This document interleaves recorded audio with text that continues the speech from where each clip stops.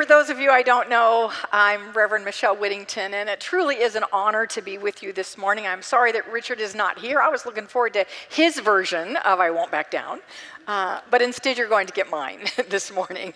So he's doing this series that I just love, and I know we all do, his series on songs of life, and picking, I like to say, a modern popular song, but of course they're not actually new songs. They're modern for me because they're my era songs, but picking popular songs and then finding a spiritual lesson in them.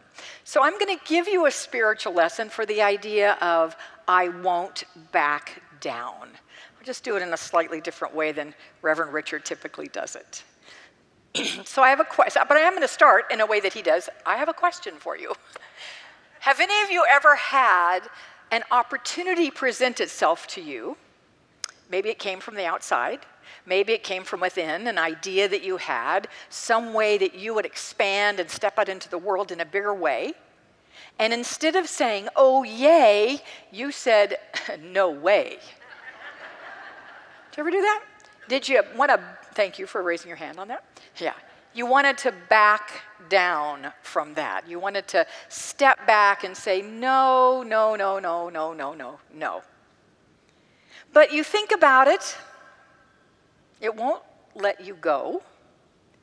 You keep noodling on it. Maybe you do your prayer work, your journaling work, your processing, and then of course you talk to every living soul that you know about whether you should do this thing.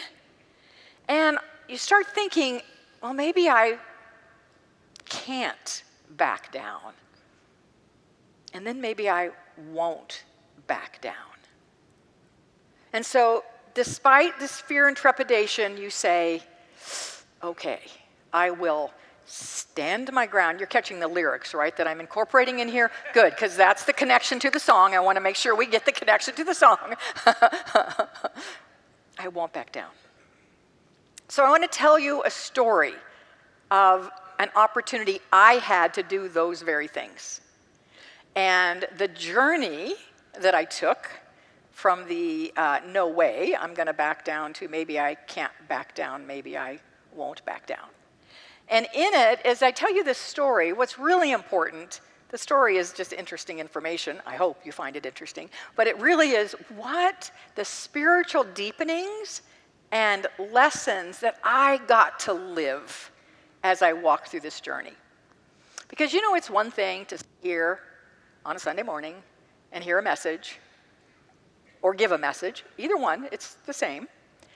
But it's a whole different ballgame to go out those doors and live life incorporating the messages that we have in places like this. That's what makes it real, when we actually do what we say we know. So I got a chance to practice doing literally what I preach. And so here's how it went. In October of last year, I was humbled and honored to get an invitation to attend an invitation-only leadership retreat in Ahmedabad, India. Right? Wow. It was a leadership retreat called Gandhi 3.0, and it was based on Gandhian leadership principles. And there were 40 leaders from around the world who were invited to come to this. And I was truly humbled and honored to have been invited. And being 100% candid and honest with you, everything in me said, oh, no, no. Going to India, frankly, scared me. It's too much, too chaotic, too this, too that. I don't know. I just never had, India was never on my bucket list, like I'm sure it is on the bucket list for some of you, and probably some of you have been there, but it was not mine. But I didn't say no to the invitation. I said what many of us, I think, can do at times as a stalling technique, plus actually we might really do it, but it can also be a stalling technique, and it's this. Tell me if you've ever used it. You know, let me pray on that. Right? Well, I did actually pray on that.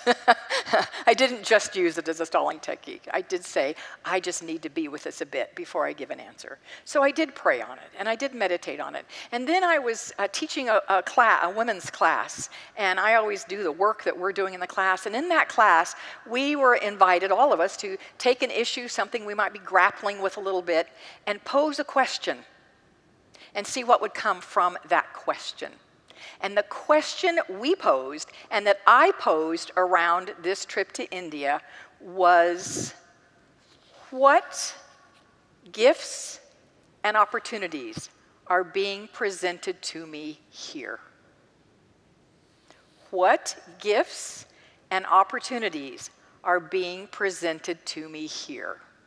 This, by the way, is spiritual deepening lesson to live number 1, in case you want to keep track and take notes, which would not be a bad idea.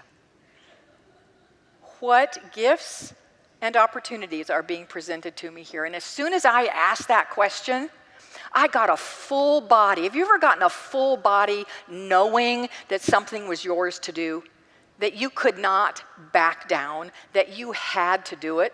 I got that. I got a full body yes when I asked that question. And so then I gave a verbal, yes, I will go. Now, what I will tell you, and I know this one already, I've learned this one many times. I may have even spoken about this a little bit in previous times I've been here, but here it is again because it's important, and it's spiritual deepening number 2. Just because you get a yes for something that you're afraid to do doesn't mean the fear is going to go away. Darn it. It would be really nice if once we get the yes, the fear goes away. But it doesn't. It doesn't work that way. Just live with that. That's just how it is. But I learned many years ago when I walked on fire, which also, by the way, terrified me, with Edwene Gaines, a beautiful prosperity teacher. And she said to us, you're going to come up to that fire, and your fear is going to feel like a wall. It's going to feel like a wall. But this is what you're going to do. Here's our spiritual deepening number 2, when you are facing a fear. Ready for it? Ready. Good, 3 of you are ready. I like that. Take a breath. Expect the best. Take the first step. And what you will find is that that wall of fear is really just a veil that you will step right through. So that is what I did. I took a breath, I expected the best, and I took the step. And that step was not only to say yes, but then to start wheels in motion to actually get me there. So my I must back down changed to and I won't back down.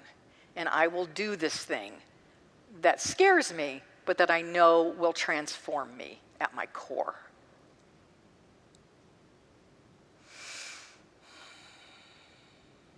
So then, and have you ever had this happen? You've said yes, you've walked through the fear, or you keep walking through the fear. You may have to do this more than once, by the way.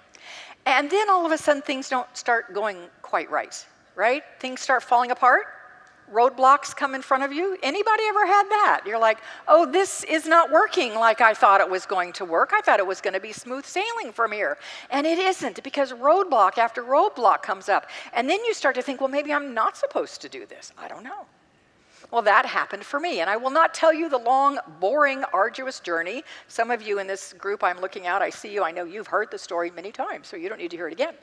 But I will tell you this part of the story. One of the pieces that had to happen for me before I could go was to get a visa. You have to have a visa to go to India, not just a passport, a visa. And for reasons unknown and completely surprised to me, I was rejected for a visa not once, but twice. I guess my shady past, I don't know, caught up with me finally. They finally found out. They don't tell you, they just say rejected. This took a long time. This took a long time to get to the point of I don't have a visa. And I am now about 15 days away from needing from getting on a plane. So I spoke to my contact in India who's helping me through all this, and he said, here's what we're going to do. We are going to send you to the consulate in San Francisco.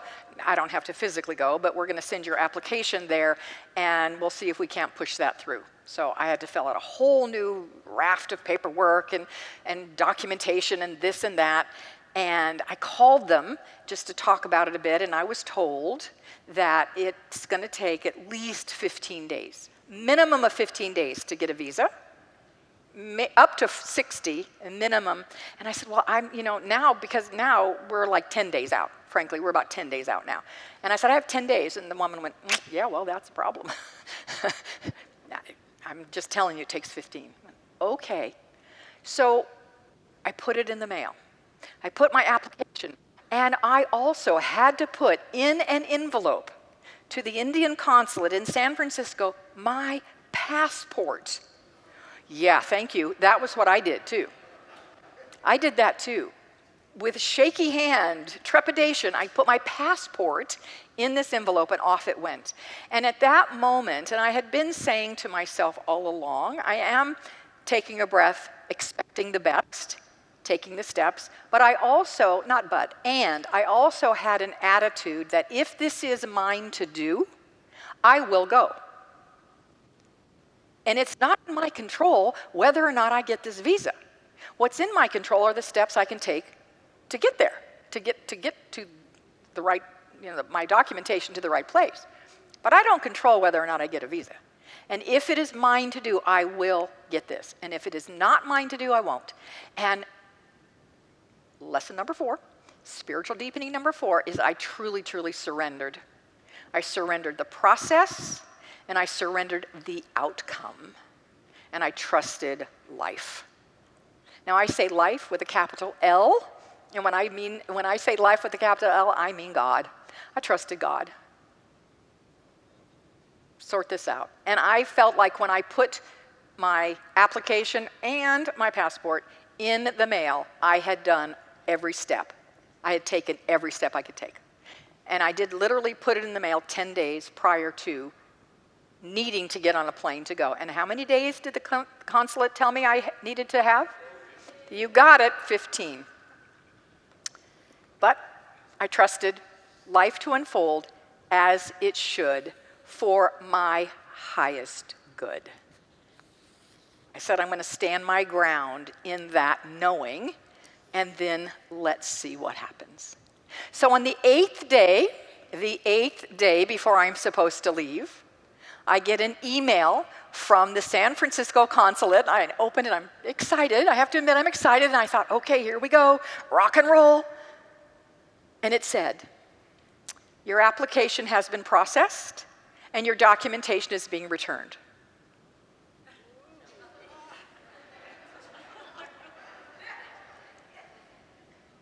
Nothing else.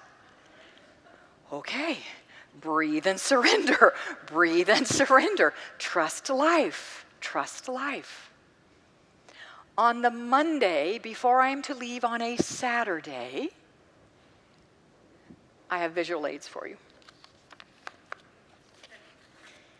This envelope came in the mail. So can you just take a moment before I reveal the contents of this envelope to recognize a little miracle that happened? How many days was it going to take? 15. I got this back in like 3 days. I sent it and got it back we did overnight it both directions, but it took 3 days for this to go and come back. Having this envelope in my hand is a miracle. This is a miracle. I just want you to recognize the miracle making that can happen when we stand true to what we say we believe. All right, so here I am, Monday morning. Okay, this is it. Am I going to India or not? My fate is in this envelope. I rip it open. I look in it. Curious. It's curious what's in here. This is what's in here. Nothing else. This, which frankly, by the way, as an aside, I am profoundly grateful to have back. Very grateful to have this back. But I'm thinking, where's the letter that says I got my visa? Where's the letter that says I didn't get my visa? Where's a love note? Where's anything? Anything in here? There's nothing. So I leaf through this meaning my passport, and I don't see anything. Like, maybe there's a piece of paper in here. No. So I took a breath, and I moved into fifth spiritual deepening. And the fifth spiritual deepening was I was so grateful for the journey and the lessons that I got to live up to this moment. I was in gratitude. Fifth lesson, be in gratitude no matter what the outcome.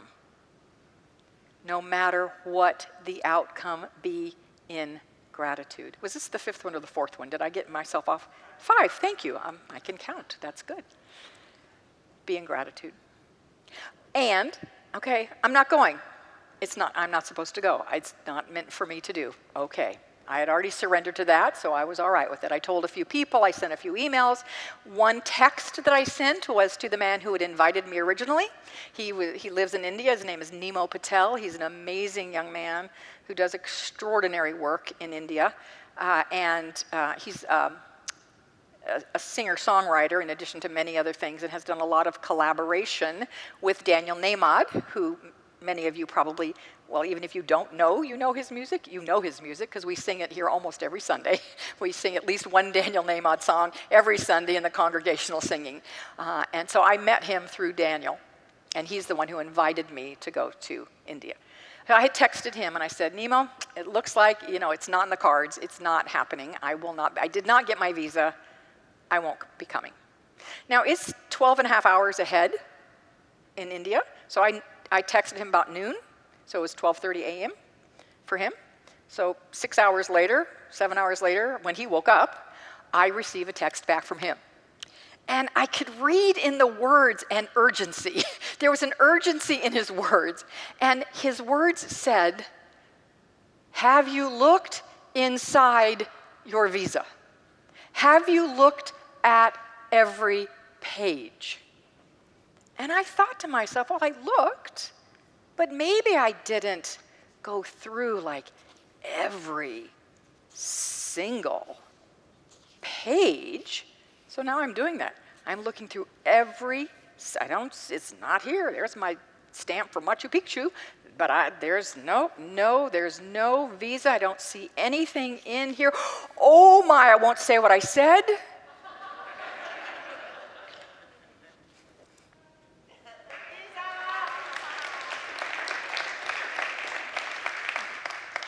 Buried in the middle of my passport is my visa, which, by the way, is for 10 years, so I can go back many times.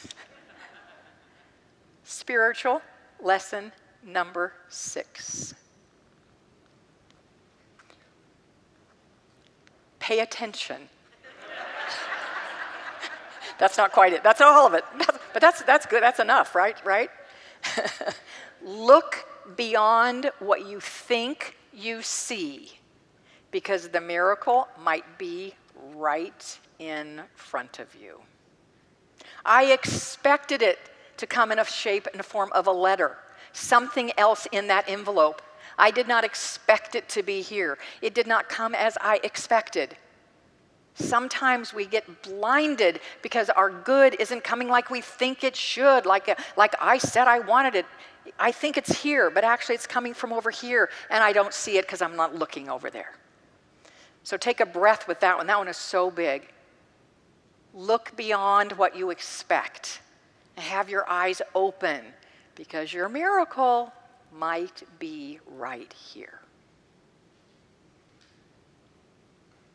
So I went from, I'm backing down, can't do it, to I won't back down, I will stand my ground, to I'm not sure, I might have to back down, right? But to still standing my ground in knowing these spiritual principles and living them, to I'm going to India. And I did. And I went, and I had a truly life-changing, life-transforming experience there. And in the few minutes that I have left, I want to share with you one of many concepts that we explored in the 7 days that we were together. And the concept is the idea of soul force. Soul force. Soul force is a knowing, an inner strength, an inner wisdom that comes, and I'm going to quote Gandhi now, that comes when we abide in the eternal. When we abide in the eternal.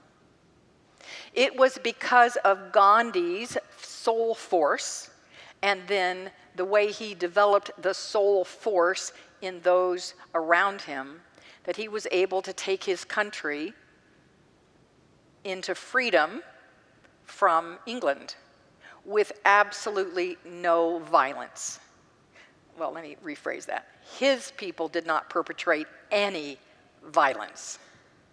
And we often talk about Gandhi and say he was nonviolent. He was nonviolent. And, I got to deepen so much into his work and to find out that that word is completely inadequate. Nonviolence. That is completely inadequate for who he was and what he did. He did everything with love, not just nonviolence, with love. He said to his opponents, I oppose what you are standing for and what you are doing, and it is wrong, but I love you. And that's because he could do that because he had soul force, right? So spiritual deepening, whatever the number is now, I've lost my count, but it doesn't matter. 6, thank you so much, is how are you deepening your soul force?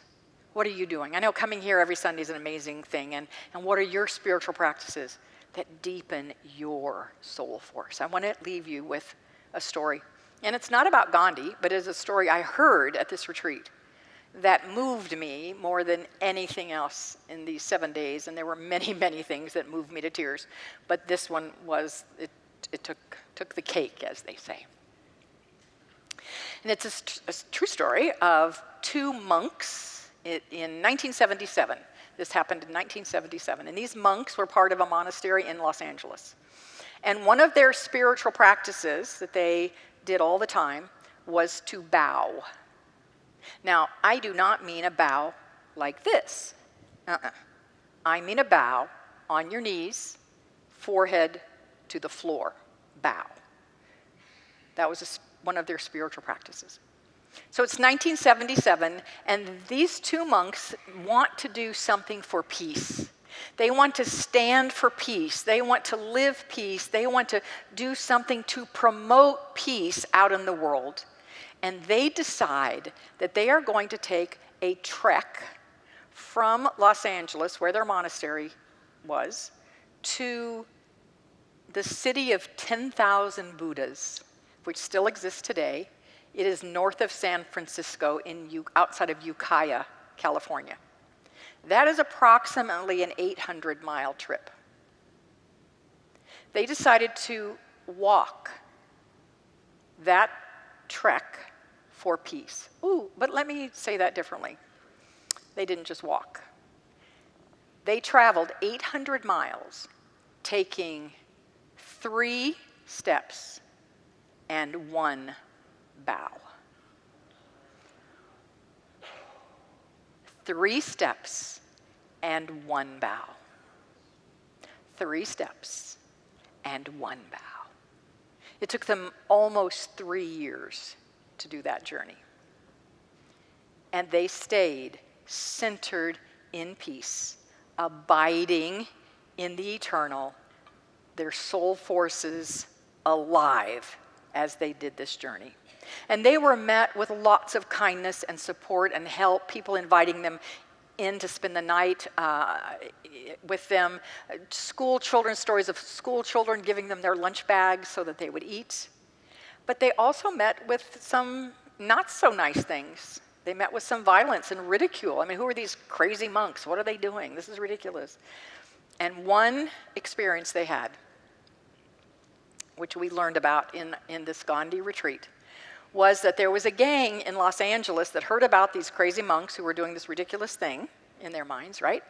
And they had an initiate in their gang, and he needed to do an initiation, and they decided the initiation would be that they would find these monks, and this initiate would take a bat and beat one of the monks. That was the plan. So they found the monks. The monks are taking their 3 steps, bowing, getting up, 3 steps, bowing, getting up. The gang encircled them. The initiate, had his bat. He went into the circle. The gang members are cheering him on. Come on, let's go, let's do it. Hit him, hit him. And he held his bat. And he could not strike. Not that he didn't want to or changed his mind. He could not lower that bat. That, my friends, is the power of soul force and what it can do. So your journey to soul force, deepening it, is probably not 800 miles, bowing every 3 steps.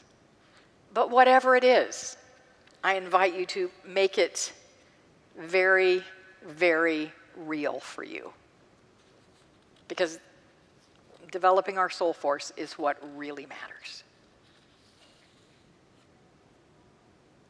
So one more time, in my ultimately I did not back down journey, let me tell you the 6 lessons that I learned. And I invite you to bring them into your life, no matter what you might be facing now or sometime in the future. Number 1, when you're faced with I want to back down situation, ask yourself the question, what gifts and opportunities are being presented to me here? And you will get an answer. You will absolutely get an answer. Break through that wall of fear by taking a breath, expecting the best, taking the step. Number 3, surrender and trust life. Trust God. Number 4, be in gratitude no matter what the outcome. No matter what the outcome. Number 5, be willing to look beyond what you think you see, because the miracle might be hiding in plain sight. And number 6, do whatever you can do to continually and on an ongoing basis deepen your own soul force. So in honor and in recognition of your journeys of not backing down, of your journeys of standing your ground, living these principles that you know, and deepen your soul force, this morning I offer you from the deepest place in my heart this.